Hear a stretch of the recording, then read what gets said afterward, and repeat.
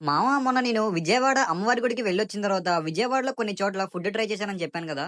గుళ్ళో అమ్మవారి దర్శనం అయిపోయి బయటికి రాగానే భోజనం ఎక్కడ చేద్దామా అని చెప్పి అలా తిరుగుతుంటే ఈవీపీకి ఆపోజిట్ పెట్రోల్ బంక్ కి పక్క రోడ్ లో ఉన్న అమృత కిచెన్ కి అయితే వచ్చాం మామ. 130 రూపీస్ చార్జ్ చేశారు మామ ఈ వెజ్ మీల్స్ కోసం. దీంట్లో 7 కర్రీస్ అయితే వచ్చాయి. టేస్ట్ అయితే చాలా బాగా అనిపించింది నాకు. అక్కడ భోజనం చేసేసాక భవానీపురం అయితే వెళ్ళాను మామ మా చుట్టాల ఇంటికి. అలా సరదాగా సాయంకాలం భవానీపురం అంతా తిరుగుతుంటే సైడ్ నాకు భీమవరం మిక్చర్ అని చెప్పి కనిపించింది మామ.